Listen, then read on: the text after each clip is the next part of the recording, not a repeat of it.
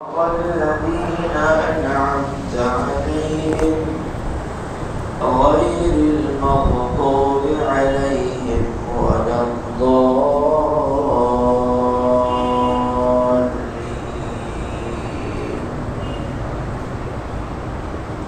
شروع اللہ کے نام سے جو بڑا مہربان نہایت رحم والا ہے. درود و سلام و آقا نامدار سرور کونین صاحب قاب قوسین حبیب کبریا خاتم الانبیاء امام الانبیاء تاجدار انبیاء جناب محمد رسول اللہ صلی اللہ علیہ وسلم پر اور آپ کی آل پر. گرامی قدر سامعین، سورہ فاتحہ کی تفسیر چل رہی ہے. اب تک ہم نے تعوذ اور تسمیہ، اس کی جو فضیلت ہے، اس کے فائدے اور کہاں ان کو پڑھنا ہے کہاں نہیں پڑھنا ہے، اس بارے میں بحث یا اس بارے میں علماء کرام کے جو اقوال ہیں وہ ذکر کیے. پچھلا سبق یاد دلاتا چلوں کہ تعوذ یعنی اللہ کی پناہ کب مانگنا ہے. بھائی نے سوال بھی کیا تھا. تو ایک تو اعوذ باللہ من الشیطان الرجیم جب بھی آپ تلاوت کریں گے اس وقت پڑھنا ہے. دوسرا علماء کرام نے لکھا ہے کہ غصہ جب بہت زیادہ آ جائے اس وقت بھی پڑھنا ہے، کیونکہ غصے کی حالت میں، بلکہ حدیث کے اندر یہ ہے کہ شیطان انسان کے جسم میں ایسے دوڑتا ہے جیسے خون دوڑتا ہے. شیطان انسان کے جسم میں ایسے دوڑتا ہے یجری مجرى الدم، کہ خون کی طرح دوڑتا ہے. یہ حدیث ہے. اور غصے کی حالت میں انسان کی عقل اس کے قابو میں نہیں رہتی، اس لیے غصے میں انسان وہ کچھ کر جاتا ہے جو عام حالت میں نہیں کرتا. اور ایک اور بات یاد آئی، باعتبار غصہ لوگ 4 قسم کے ہوتے ہیں. غصے کے اعتبار سے لوگ 4 قسم کے ہوتے ہیں، اور یہ کسی حدیث سے استفادہ ہے، وہ بہو الفاظ نہیں ہے. ایک تو وہ ہوتا ہے جس کو غصہ جلدی آتا ہے جلدی جاتا ہے. یہ تو برابر ہو گیا. جلدی آنا بری بات ہے اور جلدی جانا اچھی بات ہے، برابر ہو گیا.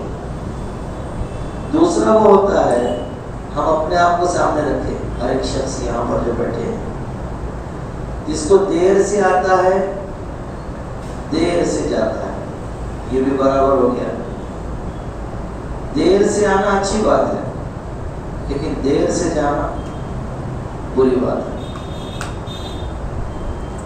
فرمایا سب سے بدترین انسان وہ ہے جس کو غصہ جلدی آئے اور دیر سے جائے،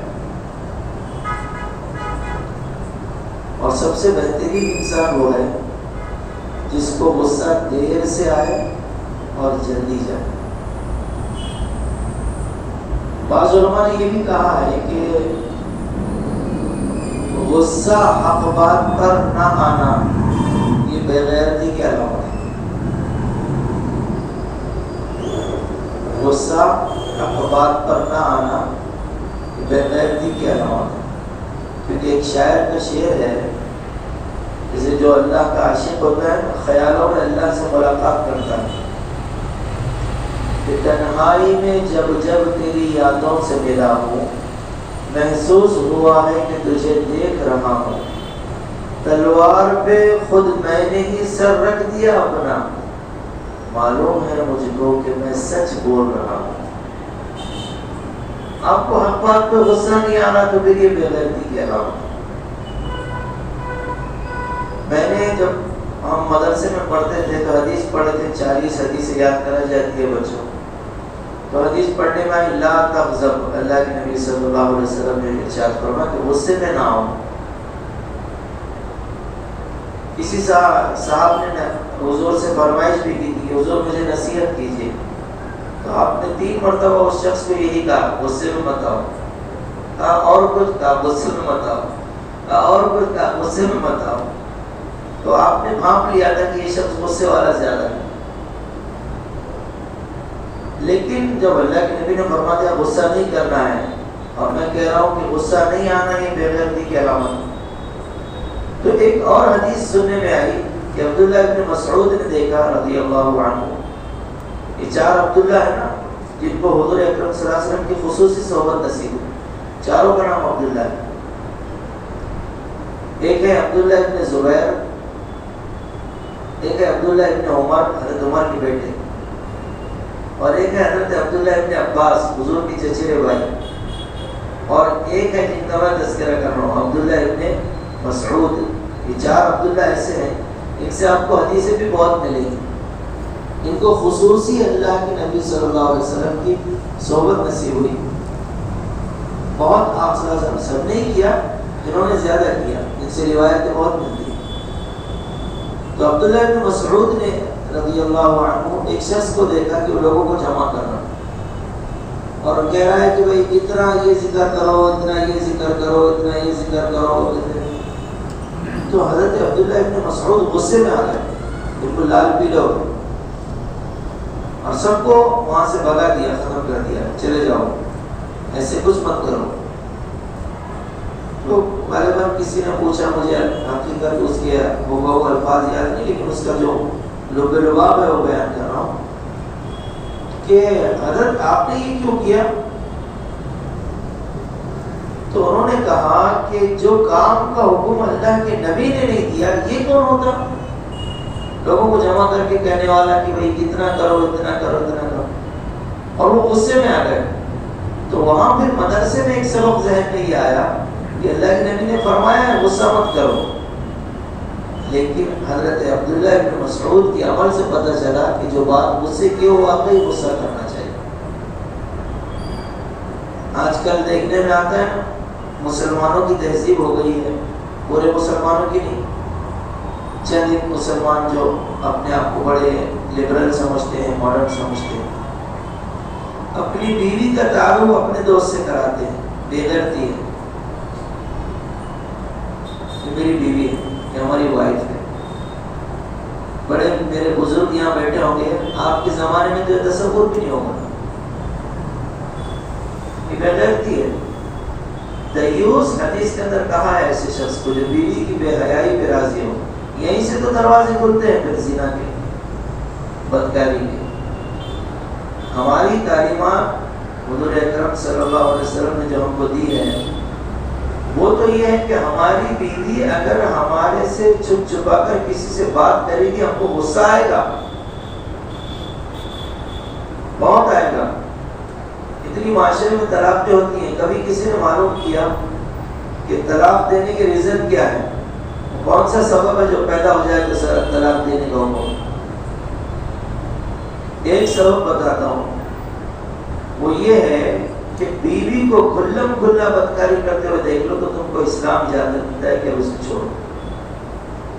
اس نے پردے کی دیوار جو تھی، حدود تھی، اس کو پھلانگ دیا، گرا دیا. وہ آگے بھی اور بھی کچھ کر سکتی ہے،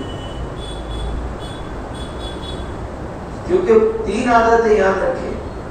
میں اپنے ٹاپک سے ہٹ نہ جاؤں، بات آتی جا رہی ہے ذہن میں کیونکہ آپ لوگ بہت اچھے سے سن رہے ہیں، سبھی لوگ بہت توجہ سے سن رہے ہیں.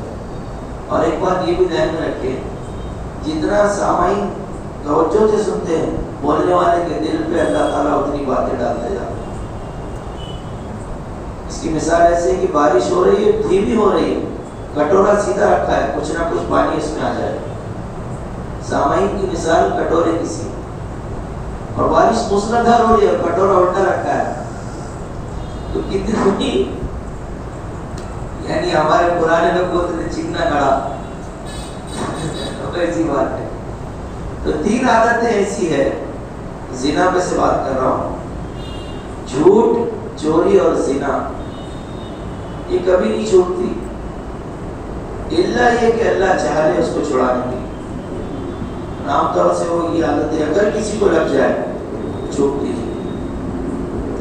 تو بات یہاں سے شروع ہوئی تھی کہ اللہ کی پناہ قرآن پڑھتے وقت لینا ہے، اعوذ باللہ من الشیطان الرجیم، غصے کی حالت میں لینا ہے، کیونکہ غصے میں اعوذ پڑھنے سے شیطان کا جو حربہ ہوتا ہے، جو اس کا داؤ ہوتا ہے، جو اس کی چال ہوتی ہے، وہ آپ پہ اثر نہیں کرتے۔ اور یہ جتنے نقصان ہوتے ہیں سب غصے میں ہی ہوتے ہیں۔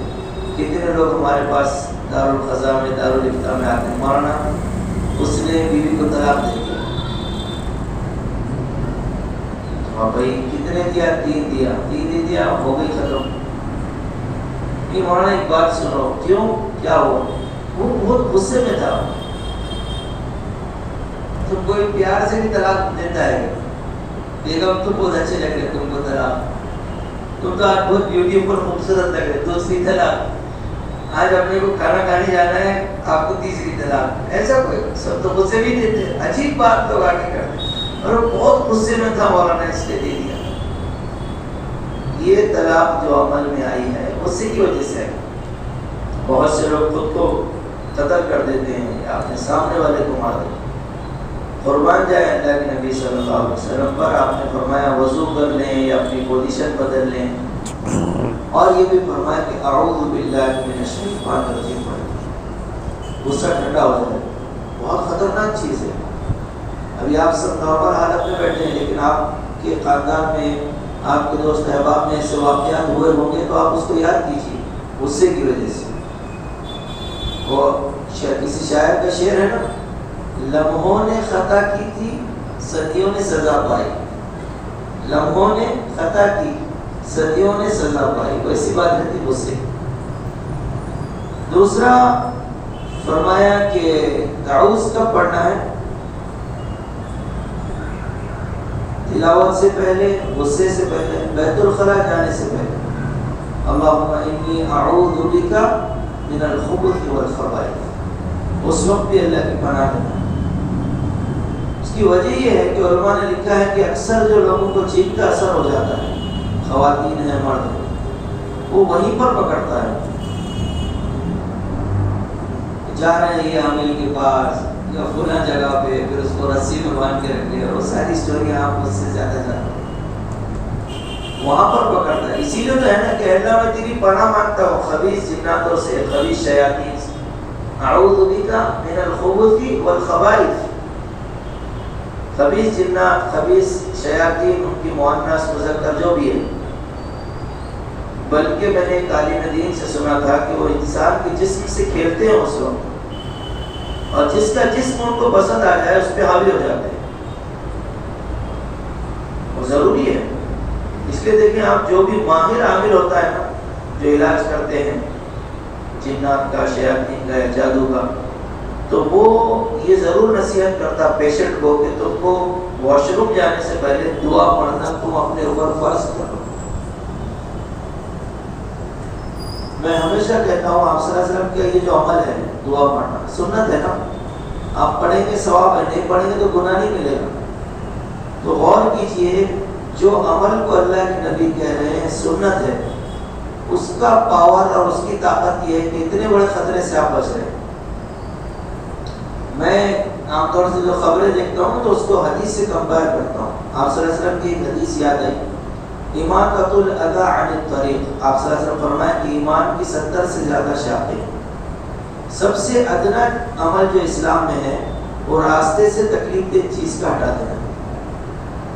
یہ خبر میں نے بہت پہلے پڑھا تھا، کسان کھیت میں کام کر رہا تھا تو بس روڈ پہ سے گزری، اور روڈ جو بس کا جو ٹائر ہے اس کے نیچے ایک پتھر آیا، اور پتھر جو ہے آدھا ٹائر اوپر تھا آدھا باہر، تو اس سے جو سٹک کے جو نکلتا ہے، جو لوگ ڈرائیور ہوں گے جب سے واقف ہو وہ گولی کی رفتار سے نکلتا ہے، تو سٹک کے نکلا اور سیدھا اس کے یہاں پر لگا، جگہ پہ ختم ہو گیا۔ تو میں نے جب وہ خبر پڑھا تو میں اللہ اکبر، کروڑوں سلام درود ہوا ہمارے نبی حضرت محمد صلی اللہ علیہ وسلم پہ۔ میں ایک دم حیرت میں کہ جس چیز کو اللہ کے نبی کہہ رہے ہیں یہ چھوٹا عمل ہے، تو یہ چھوٹا اتنا پاورفل ہے کہ کسی کی جان بچ سکتی تھی اس سے، تو پھر بڑا کتنا پاورفل ہوگا؟ سوچنے کی بات۔ تو آپ صلی اللہ علیہ وسلم نے ہم کو تعلیم دی کہ میرے امتیوں جب بھی بیت الخلا جاؤ اللہ کی پناہ مانگو، اعوذ بک من الخبث والخبائث۔ اور کہاں پناہ لینا ہے؟ بیوی کے پاس جا رہے ہیں ہم بستری کرنے کے لیے، اللہم جنبنا الشیطان وجنب الشیطان ما رزقتنا، کہ اس وقت کیا مطلب ہے اس دعا کا کہ اللہ ہم دونوں کو، مجھے میری بیوی کو، اب ہم یہ کام کرنے جا رہے ہیں تیرے نبی کی سنت ہے وہ بھی، ہم دونوں کو شیطان سے بچا، وجنب الشیطان ما رزقتنا، اور جو اولاد تو ہم کو ہمارے اس عمل کے بدلے میں دے گا اس اولاد کو بھی شیطان کے مکر و فریب سے بچا۔ یعنی اب اس میں آپ غور کریں، ابھی تو بچہ پیدا ہی نہیں ہوا، ہونے والا ہے، لیکن آپ صلی اللہ علیہ وسلم کو اپنے امتیوں کی نسلوں کی تربیت کی کتنی فکر تھی کہ یہاں سے آپ صلی اللہ علیہ وسلم نے کہا کہ ان کی تربیت پہ توجہ دو۔ ہم تربیت نہیں کرتے، دعا پڑھتے نہیں، اپنا کام کر لیتے ویسے جی، پھر وہ بچے آتے ہیں شرارت کرتے ہیں، یہ کرتے ہیں، لوگ دیکھیں کس کا چھوکرا ہے، ناک میں دم کر کے۔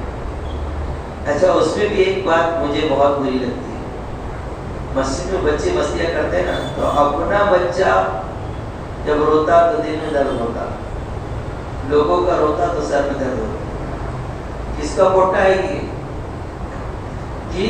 میرے بچے کو میں کبھی نہیں بولوں گا ایسے، کس کا پوٹا ہے یہ؟ ماں باپ نے پیدا کر کے چھوڑ دی، یہ ٹھیک نہیں ہے۔ دیکھو یہ ایک یہ ہجرا ہوتا ہے نا، نامرد جن کو کہتے ہیں، وہ ایک مسجد میں آ گیا، وضو کر رہا تھا تو امام صاحب نے اس کو دیکھ لیا، بولے یہ ہجڑے کہاں سے مسجد میں آ گئے؟ تو وہ مسلم تھا، نماز پڑھنے آیا، تو اس نے ایسا وضو کا پانی لیا تھا، ایسے ہی چھوڑ دیا، اسے چلے گیا مسجد سے۔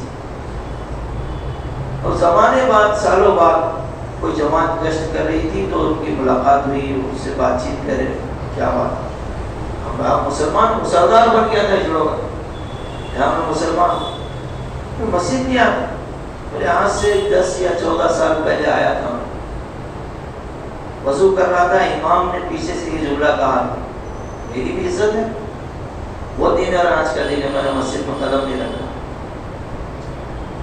ہمیں حق نہیں پہنچتا یہ چیز کرنے کی۔ میں اپنی بات میرے ذہن میں تربیت اولاد کی بات کر رہا ہوں، محبت سے ہوتی ہے، اللہ کے نبی نے کتنا خیال کیا ہے اس کو۔ ایک مسجد، ایک بندہ مسلمان، وہ کہیں سعودی وغیرہ میں یا امریکہ وغیرہ میں اس کی پیدائش ہوئی تھی، اور وہاں پہ شاید مسجد دور تھی، اس کے بالغ ہونے تک، جوان ہونے تک اس کو اتفاق نہیں ہوا۔ ملتے ہیں ایسے بہت سے لوگ ہوتے ہیں دنیا میں جو کبھی نماز، لیکن اس کو نماز پڑھنا آتی تھی، ماں باپ نے سکھایا، مسجد میں کبھی شاید وہ نہیں گیا۔ سوشل میڈیا پہ میں نے پڑھا تھا یہ واقعہ، بڑا درد بھرا واقعہ۔ وہ جب انڈیا وغیرہ میں آیا تو مسجد میں آیا، نماز پڑھنے لگا تو نماز کے درمیان اس کا موبائل بج گیا، اور موبائل میں انگلش گانا چل رہا تھا، اور جب نماز ختم ہوئی تو جو لوگ ہوتے ہیں میری طرح کے، میں آپ کی بات نہیں کرتا کسی کو برا لگ جائے، وہ باتیں سنائی اس کو، بیوقوف ہے، نالائق ہے، اللہ کے گھر کا ادب نہیں، سلیقہ نہیں، یہ کوئی بات ہے؟ گانا بج رہا ہے، سب کی نماز خراب کر دیا اس نے، تو بالکل وہ ہٹ ہو گیا، اتنا اس کی کچھ بھی نہیں رہی نا، بالکل ایسے صدمے میں آ گئے۔ تو اپنے کزن کو کہنے لگا، بھائی جو تھا رشتہ دار، تو نے مجھے کیا مسجد میں لے کے چلے گیا، اتنی ڈانٹ میرے کو کبھی میرے ماں باپ نے بھی نہیں ڈانٹی، اتنا ہی لوگوں نے مجھے ڈانٹ دیا۔ اس نے کہا بھائی ٹینشن مت لے، یہ دوست ہی رہتے نا، جو دوست نما بھائی بھی ہوتے ہیں، صحیح اور غلط راستے دونوں بتلاتے ہیں۔ انہوں نے اس کو کیا کیا، مسجد سے بولے اپنے ایک کام کریں گے، شراب پیئیں گے، شراب سے کیا ہوتا ہے، غم ہلکا ہو جاتا ہے، آدمی غم بھول جاتا۔ بہرحال وہ دونوں شراب خانے میں گئے، اور اس کے ذہن میں شاید وہ زیادہ حساس طبیعت کا لڑکا تھا، وہی بات چل رہی کہ مجھے مسجد میں اتنا بے عزت کیا گیا، مجھے مسجد میں اتنا بے عزت کیا. تو شراب کا جام ہاتھ میں تھا اور ہاتھ کانپ رہے تھے.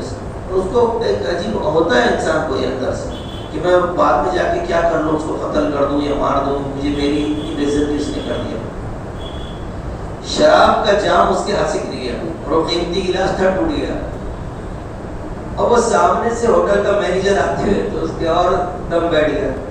یار وہاں پہ مسجد میں ابھی اتنی کھری کھوٹی سن کے آیا اور اب یہ مینیجر گلاس ٹوٹ گیا. تو غور سے سننا اس میں میسج. وہ جیسے ہی میں نے مینیجر قریب آیا اس نے کہا کہ ڈونٹ وری سر، کوئی بات نہیں، وہ گلاس پہ چھوڑیے، آپ تو ٹھیک ہے، آپ کو تو کوئی چوٹ نہیں لگی. تو آگے لکھا تھا اس میں کہ اس وقت اس بچے نے 2 ارادے کیے. میسج آپ کو سمجھ جائیں. ایک یہ ارادہ کیا کہ کبھی مسجد نہیں جاؤں گا، دوسرا یہ ارادہ کیا کہ کبھی شراب کھانا نہیں چھوڑوں گا. سبب کون بنا اس میں؟ اسی لیے علماء کرام کہتے ہیں ہماری بد اخلاقیوں کی وجہ سے بہت سے غیر مسلم جو ایمان لا سکتے ہیں وہ رکے ہوئے ہیں، نہیں لا رہے. جو اتنے حالات مسلمانوں پہ آ رہے ہیں جی، کبھی 3 طلاق کے اوپر آبجیکشن، کبھی اذان کے اوپر آبجیکشن، کبھی روڈ پہ نماز پڑھنے پر آبجیکشن جی، کبھی ہمارے اکیلے سفر کرنے پر آبجیکشن، کبھی ہمارے اس بلیے پہ آبجیکشن، کبھی قربانی پہ آبجیکشن، کبھی ہماری خواتین کے میراث میں حصے پر آبجیکشن. کتنے اعتراض. ابھی چند دن کی 1-2 دن پہلے کی خبر ہے، علی گڑھ میں کوئی مسلم نوجوان تھا، اورنگزیب اس کا نام تھا، اس کو موب لنچنگ کا قتل کر دیا، شہید کر دیا گیا. کیوں ہو رہا ہے؟ کیا اس کی وجہ ہی کیا ہے کہ ہم لوگ ان تک صحیح اسلام نہیں پہنچا سکے. شولہپور میں تھا، ہمارے استاد محترم مولانا عبد القدیر مدنی بہت حاضر جواب انسان، بہت بلا کے اللہ نے ذہانت دیا ہے. تو کسی نے ان سے کہا کہ کیرلا کے اندر ایک مسئلہ چل رہا ہے کہ مسلمان جو ختنہ کرتے ہیں ختم ہونا چاہیے.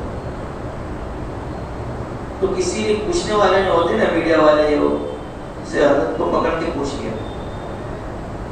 اور وہ بڑے مطلب کامیڈی بھی ہے وہ اور حاضر جواب بھی ہے، اور جواب ایسے دیتے ہیں کہ کوئی لا ان کو پکڑ نہیں سکتا. انہوں نے کہا کہ بھائی مولانا آپ عالم ہیں. جی ہمیں عالم بولیے. بڑے کیرلا میں چل رہا ہے مسئلہ کہ مسلمان جو ختنہ کرتے ہیں یہ ختم ہونا چاہیے، اس سے ان کو پرابلم ہے، ختم کی یہ چیز اچھی نہیں ہے. مولانا نے کہا جی بولیے کیا بول رہے ہیں؟ تاکہ ختنہ جو ہے اس کو ختم ہونا چاہیے. مولانا نے کہا کہ مجھے یہ بات سمجھ نہیں آ رہی کہ ہماری ختنہ سے ان کو کیا تکلیف ہے. سمجھے نا، ہماری ختنہ سے ان کو کیا تکلیف ہے. وہ بالکل لاجواب ہو گیا نا، اس کے بعد تو کوئی جواب ہی نہیں رہا. تو میرے بھائیوں، آج میں یہ عرض کر رہا ہوں ہماری بد اخلاقیوں کی وجہ سے یا ہمارے دین کی دوری کی وجہ سے یا ہمارے دین کی کم فہمی کی وجہ سے آپ صرف یہ جو ہے نا جو غیر مسلم ہیں وہ اسلام میں داخل ہونے سے گزرے. تو میں یہ عرض کر رہا تھا کہ ایک اللہ کی پناہ لینا ہے اپنی بیوی کے پاس جاتے وقت، اس وقت اللہ کی پناہ لینا. بعض علماء نے یہ بھی کہا ہے کہ ولادت کے وقت بھی اللہ کی پناہ میں دے گی عورت اپنے ہونے والے بچے یا بچی. حضرت مریم جب پیدا ہوئی تھی تو ان کی والدہ نے کہا تھا کہ میں اس کو اللہ کی پناہ میں دیتی ہوں. اور تیسری بات، ہر جو عبادت ہے چاہے وہ عبادت چھوٹی ہو یا بڑی ہو، اس وقت بھی اللہ کی پناہ میں. اب دیکھیں دوسری چیز جو میں بیان کر رہا تھا وہ یہ بسم اللہ کے بارے میں. بسم اللہ تسمیہ اور بسملہ، اس کو 2 نام ہیں. اس کے تسمیہ شارٹ یعنی آدھے بسم اللہ کو تسمیہ کہتے ہیں، یعنی بسم اللہ اگر کوئی کہتے تو اس کو تسمیہ کہتے ہیں. بسملہ یہ بسم اللہ کا شارٹ فارم ہے. تفسیر میں جب میں دیکھ رہا تھا تو اس میں لکھا تھا کہ العرب تختصر الکلام فی کلمہ، کہ عربوں کی عادت تھی کہ وہ شارٹ فارم بنا دیتے تھے. مثال کے طور پہ حوقلہ، اگر کسی نے عرب نے کہا حوقلہ تو اس کے معنی ہے لا حول ولا قوت الا باللہ، یہ شارٹ فارم ہے. اسی طرح حیللہ، حیللہ کا معنی ہے شارٹ فارم ہے یہ لا الہ الا اللہ. اسی طرح ہے سبحلہ، یہ سبحلہ شارٹ فارم ہے سبحان اللہ. اور اسی طرح ہے بسملہ، یہ بسملہ شارٹ فارم ہے بسم اللہ الرحمن الرحیم. اب دیکھیں یہ تو اس کی بحثیں تھی جو اب تک چل رہا تھا اعوذ اور بسم اللہ. اب ہم دیکھیں گے سورہ فاتحہ. سورہ فاتحہ یہ ایسی صورت ہے قرآن کریم کی، اتنی بڑی اور اتنی عظیم صورت ہے کہ تفسیر میں لکھا ہے کہ یہ سورہ مکہ مکرمہ میں نازل ہوئی. بعض روایتوں میں یہ ہے کہ یہ سورت مدینہ منورہ میں نازل ہوئی، اور بعض علماء نے کہا کہ لگتا ہے دونوں روایتوں سے کہ یہ سورت کا نزول 2 مرتبہ ہوا ہے، ایک مرتبہ مکے میں ہوا ہے اور ایک مرتبہ مدینہ منورہ میں ہوا. یہ سورت کی خاص بات. دوسری خاص بات اس کی یہ ہے کہ جتنے نام اس سورہ کے ہیں سورہ فاتحہ اتنے قرآن کی کسی سورت کے نہیں. علماء تفسیر نے بیان کیا ہے کہ 36 نام اس کے ہیں، سورہ فاتحہ کے 36 نام. اس میں سے مجھے دیکھیے 1 2 3 4 5 6 7 8 9 10 11 12 نام میں ڈھونڈ سکتا ہوں. اور 12 نام کون سے ہیں؟ فاتحہ پہلا نام، دوسرا نام ہے ام القرآن، تیسرا نام ہے السبع المثانی، چوتھا نام ہے القرآن العظیم، پانچواں نام ہے الشفاء، چھٹا نام ہے الرقیہ، ساتواں نام ہے ام الکتاب، اور آٹھواں نام ہے کنز، اور نواں نام ہے وافیہ، 10واں نام ہے الحمد، 11واں نام ہے الصلاۃ، اور 12واں نام ہے کافیہ. 12 نام. اب اس کا الگ خلاصہ ہے. فاتحہ کو فاتحہ کیوں کہتے ہیں، ام القرآن کیوں کہتے ہیں، سبع مثانی کیوں کہتے ہیں، القرآن العظیم کیوں کہتے ہیں، شفا کیوں کہتے ہیں، رقیہ کیوں کہتے ہیں، ام الکتاب کیوں کہتے ہیں، اس کی ساری وجوہات علماء تفسیر نے لکھی. اور آپ یقین مانیں واقعی میں اللہ مولانا تفضل صاحب کو اور ان کے جو رفقاء اکرام ہیں ان کو جزائے خیر دیں. یہ علم تفسیر اتنا گہرا علم ہے، اگر آپ یہ تفاسیر پڑھیں گے تو آپ کی یعنی عقل کام نہیں کرے گی کہ وہ اعتراضات کے مفسرین نے جوابات دے دیے تفسیر میں، جو میں سمجھتا ہوں کہ اس کی عقل اس تک وہاں تک جا بھی نہیں سکتی. تفسیر کشاف غالباً علامہ زمخشری رحمۃ اللہ علیہ کی، ان کو کعبے کا پڑوسی کہا جاتا تھا. اتنے ذہین انسان تھے، ہمیشہ کعبے کا ٹیک لگا کے بیٹھے رہتے. ان کی لکھی ہوئی تفسیر اور اتنی ڈیٹیل میں ہے، اتنی تفصیل میں ہے کہ آپ یعنی علم کے سمندر میں ڈوبتے جائیں گے. وہ کہتے ہیں اس میں کبھی آپ کا پیٹ نہیں بھر سکتا. اتنی گہرائی سے انہوں نے لکھی تفسیر روح المعانی. ایک ایک لفظ کو انہوں نے کھول دیا ہے اس میں.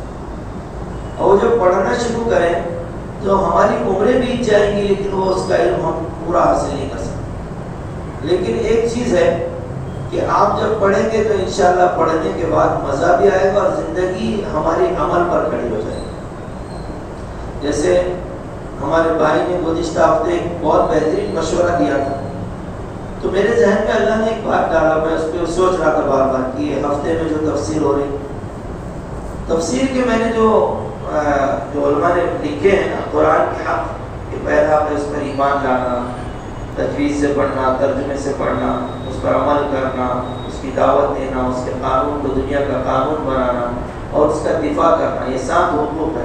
ہفتے میں دن بھی 7 ہے، تو کیوں نہ ایسا ہو کہ ہر دن ایک حق کے اوپر محنت کی جائے. تو آپ کے ساتھ وہاں ادا ہو گئے کہ میرے ذہن میں بات اللہ تبارک و تعالیٰ نے ڈالے کہ ایک دن ہم قرآن پہ ایمان رکھنے کی کیا تقاضے ہیں، اس پر بات ہوگی، دوسرے دن تجوید کی کلاس ہوگی، تیسرے دن ترجمے کی ہوگی کہ ہم پڑھیں گے یا کچھ اپنے اپنے طور پر مطالعہ کریں گے، جو بھی ہے آپ اپنے جو ذمہ دار علماء ہیں ان کو بدلا دیں۔ چوتھے دن کہ اب اس پر عمل کیسے کریں، جیسے بعض صحابہ کے بارے میں آتا ہے 10 سال کے اندر لمبا عرصہ ہے سورہ فاتحہ، یہ سورہ بقرہ ہے، سورہ آل عمران ہی ان کی تلاوت ختم ہوئی، تاکہ جب تک وہ اس پر عمل کرتا اگلی آیت میں پڑھتا نہیں تھا، اس پر عمل کر لیا پھر اگلی آیت پڑھتا ہوں، پھر اس پر عمل کر لیا، یہ عمل سے کیا ہوتا ہے اس کو یاد میں رہتا ہے۔ تو بہرحال یہ بڑی لمبی بات ہے، تھوڑا سا فاتحہ کا خلاصہ بتا کر تفسیر آج کی ختم کر دیں گے، پھر اس کی ڈیٹیل انشاءاللہ آئندہ ہفتے لیں گے۔ فاتحہ اس کو اس لیے کہتے ہیں کہ فاتحہ کے معنی آغاز کے ہوتے ہیں، ابتدا کے۔ قرآن کا آغاز اس سورت سے ہوتا ہے، اس لیے اس کو فاتحہ کہتے ہیں۔ کہا کہ نماز کا آغاز بھی اس سورت سے ہوتا ہے، اس لیے بھی اس کو فاتحہ کہتے ہیں۔ اور فاتحہ کے معنی کھولنے کے بھی آتے ہیں، جو دلوں کے اوپر قفل ہے، تالے ہیں، وہ تالوں کو کھولنے والی یہ سورت ہے۔ جو عقل پہ تالے ہیں، ان عقلوں کے تالوں کو کھولنے والی یہ سورت ہے۔ اور جس طرح کی بھی دینی رکاوٹ ہے انشاءاللہ یہ سورت کے ذریعے وہ ختم ہو جائے گی۔ دعا فرمائے کہ اللہ تعالیٰ مجھے بھی آپ کو بھی جتنی باتیں عمل کے تعلق سے آئی ہیں عمل کرنے کی توفیق عطا فرمائے، جتنی باتیں بچنے کے تعلق سے آئی ہیں اللہ تعالیٰ ہم سب کی حفاظت فرمائے۔ کوئی بات پوچھنا ہے بھائی؟ کوئی ایسی بات جو نہیں سمجھ میں آئی یا میری اصلاح